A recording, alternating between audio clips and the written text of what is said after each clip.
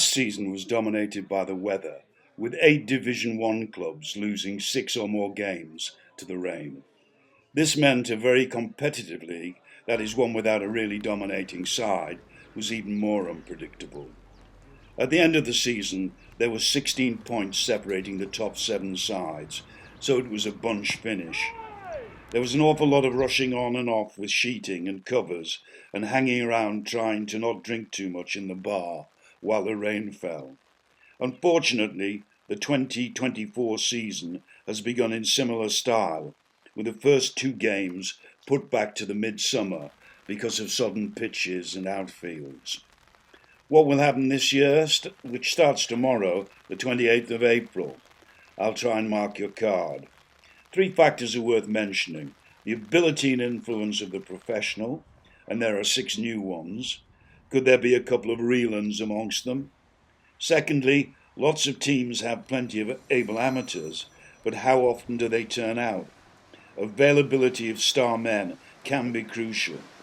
How strong are your replacements? Last but by no means least, plain old-fashioned, curse-inducing, mind-numbing, joy-provoking, sleep-denying luck.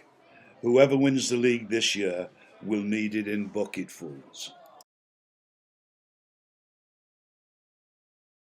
Burnley have won the Lancashire League 3 out of the last 4 years it has been contested, so are a sound bet to do it again.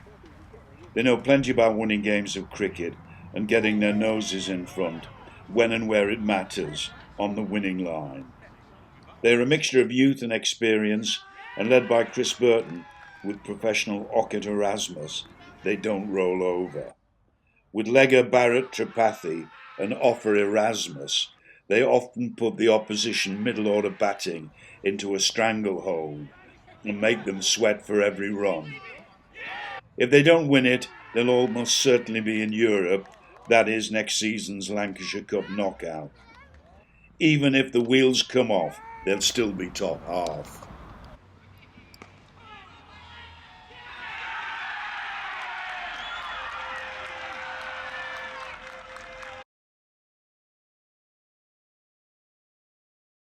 Littleborough made big strides last year and finished runners-up.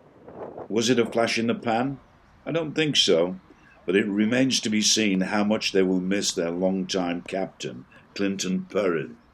Also, the loss of last year's professional, Bryce Street, could be a major blow.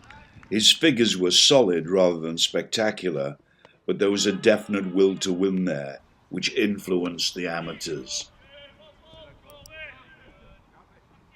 Most of these batting clips are of Zach Perrin, because we hardly bowled at anyone else, it seemed. He needs digging out, orthodox but very effective, and a great runner between the wickets. When he teamed up with Chris Schofield, the opposition usually suffered. Lewis Willman's bowling with the new ball was key throughout the season. He totalled 39 victims at 10 runs a go.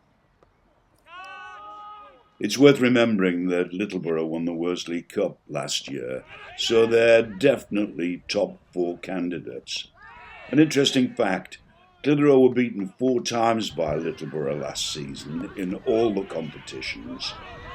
Littleborough took 36 Clitheroe wickets in total, compared to Clitheroe taking 6 wickets of Littleborough's in return.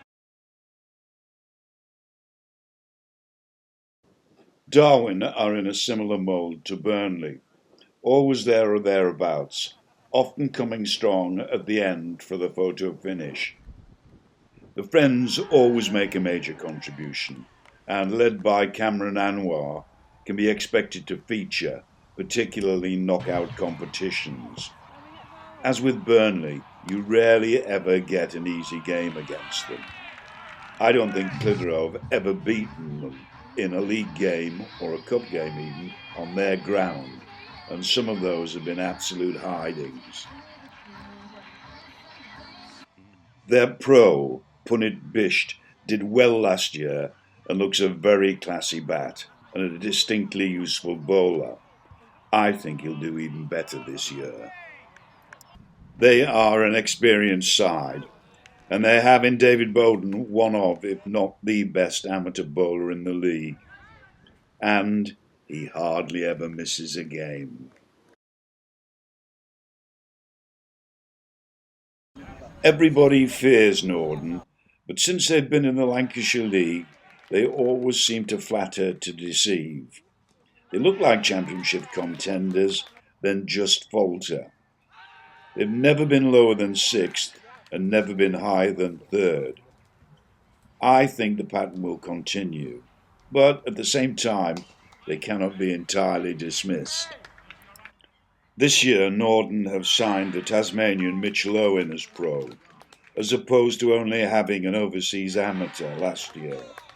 This might make a difference. Nordon have a very competitive set of players, but the two star men are Josh Tolley and skipper Greg Butterworth.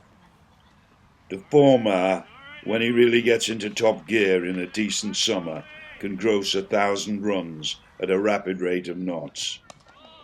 His skipper is both a good batter and a dangerous left-arm spinner who turns the ball a lot and can be very difficult to play. They might get into Europe, but I don't see them winning it.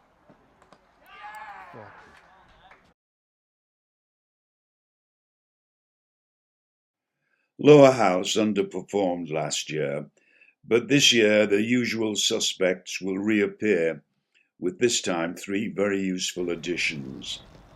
This makes them very dangerous, and they therefore carry the burden of my tip to be the 2024 champions.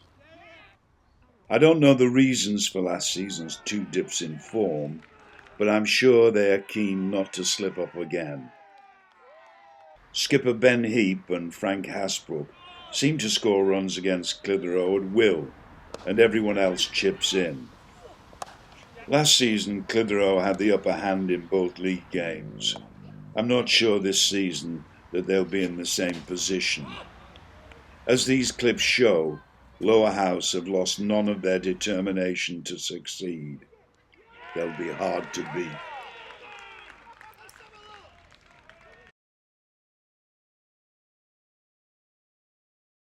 Todmorden were flying high at one point during the first half of the 2023 season, but slipped back to 7th place at the end. I'm not sure that the reason for this was the early departure of Wilbur Sisto, their pro, but he was certainly the star man in Clitheroe's 2 games against Todmorden, which we both lost, very much to our annoyance. In both games, Todmorden seemed to want it, as they say, more than we did. They looked a very determined mixture of youth and experience. I would guess that Todd will be keen to leave 7th slot behind them and push up higher, but the question is, can they do it? I think they'll end up higher this year, but contenders, I would doubt. I'm sure my opinion will make them all the more determined.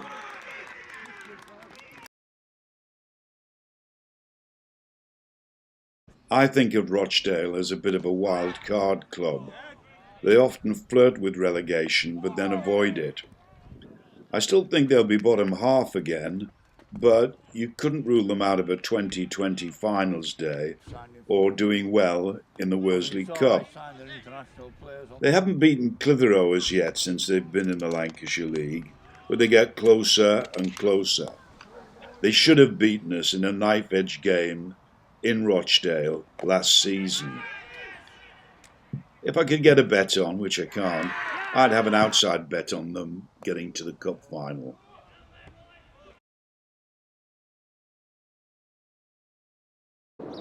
Enfield's ambition in 2023 was to stay in Division 1, which they achieved by 7 points. They'll be looking to improve upon that in 2024 and move up the table.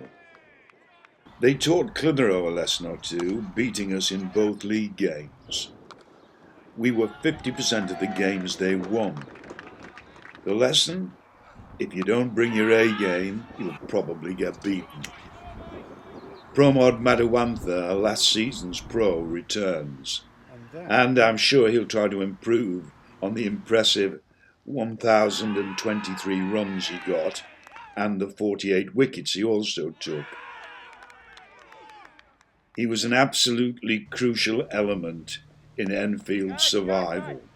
His batting in particular. He occupied the crease and allowed others to flourish alongside him. Sorry, I had to add this. The shot's still doing my head in.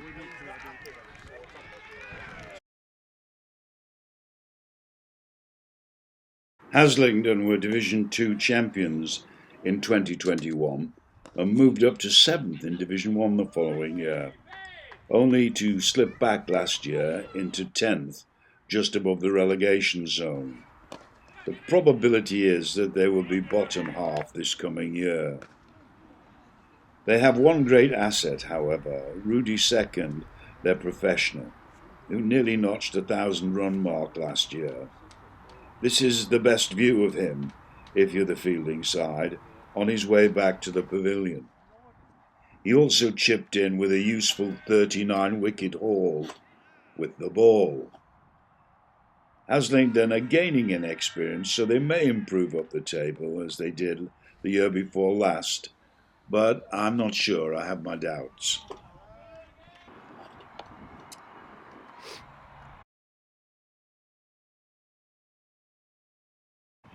Church were Division 2 champions last year, something they've been threatening to do since they went down. These clips come from a close-run encounter with Clitheroe in 2019. There was not much between the sides that day. Zain Abbas returns, having previously pro'd at Church. They have lost some players from last year, but gained more. Josh Denteith rings a bell. He made a mess of our batting one day at Ramsbottom not too long ago. It's difficult to tell how well Div 2 teams will fare in Div 1, but if Church need inspiration, they only have to look at what Littleborough did last season. We'll have to wait and see.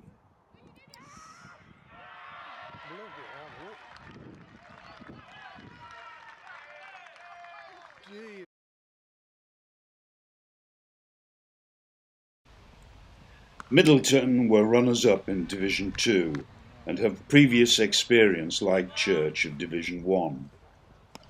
Clitheroe have always done well against them in the final result, but there have been a few tense moments during many of the games, most notably in the Worsley Cup last year when Middleton lost by 8 runs. Their pro, James Price, can score runs for fun and is much feared if he establishes himself in the middle. Andy Gregoriou, the Middleton skipper, enters the fray with a maturing team on what he calls an upward curve. They only lost 3 games last year, the same number as Littleborough in 2022. Is that an omen?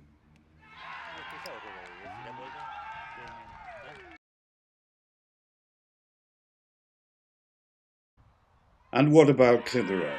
I thought we were flattered a little bit to finish 4th in the league last year, because we threw in 4 or 5 lacklustre performances. Lack of player availability and a struggling second team made things difficult. Even so, had we beaten Littleborough in the last league game, ha ha, I hear you laugh, we would have tied on points with Burnley. A new season and a new pro, and hopes are high. Early reports on our new pro, Tian Kukamor, are very promising. Lots of players turned up at nets this week, so amateur enthusiasm is high. Let's hope we can frighten Lower House tomorrow, that is, if the weather permits. Predicted position 4th, 5th or 6th, but you never know.